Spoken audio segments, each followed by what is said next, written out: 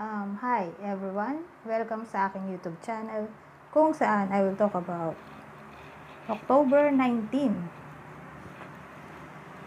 2019 daily message about love and friendship. So, tingnan natin anong message para sa araw na to.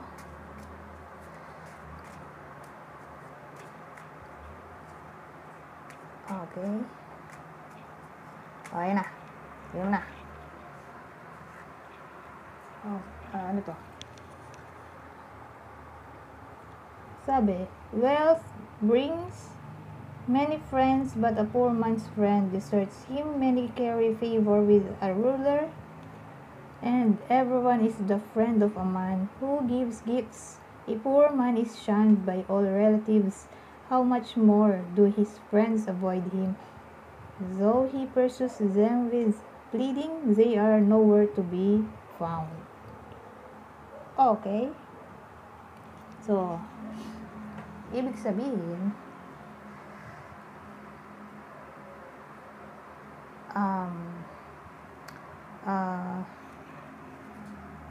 baka kasi sa araw na to, merong mag-text sa iyo or humingi ng tulong. Huwag daw nating pagtaguan. Kasi, sabi nga nila, kung ano yung ginawa mo, babalik din sa iyo. Hindi ka man, ibig sabihin ay tulungan mo in a sense na magbigay ka ng sangkaterbang pera. Parang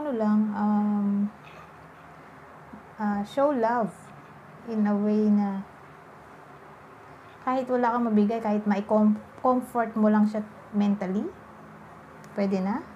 Or kung meron kang maibibigay, kahit konting tulong, ay may maibigay sana tayo. Kasi dadating din ang panahon na pag nangailangan ka ng tulong, may tutulong din sa'yo. Yun ang sabi dito. Tingnan natin ang ibang meaning or ibang message mula sa love and friendship.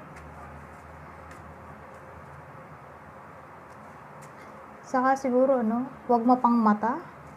Hindi to pangkalahatan. Ibig sabihin, ang message na to ay general reading. Kumbaga para doon sa mga tatamaan na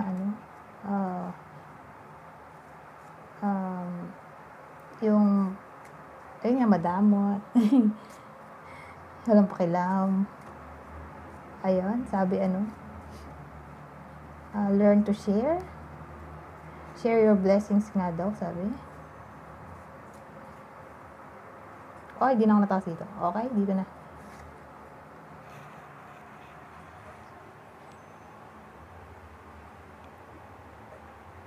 Okay, sabi dito, get rid of all bitterness, rage, and anger, brawling and slander, along with every form of malice. Be kind and compassionate. Okay, sabi ko nga kanina. Be kind, compassionate sa poor.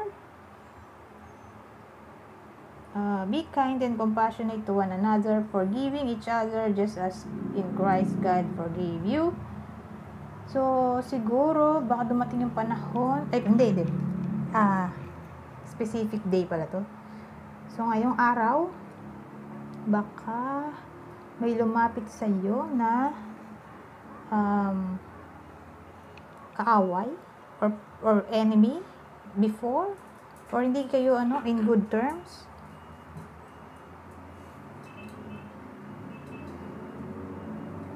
Tapos or di mo feel itong taong to, or di mo kasundo, or di kayo ka-close, tapos biglang humingi ng tulong.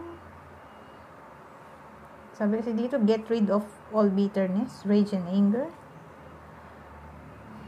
So, yun. Sabi pa dito, forgive. So, yun nga, learn to forgive. Forgive and forget. Tulad ng ginawa ni God. Sabi nga dito, pinatawad niya tayo sa ating mga kasalanan. At huwag magtanim ng galit, huwag manira ng puri. Ayun lang. Show kindness, ganon. And compassionate to everyone. Kasi,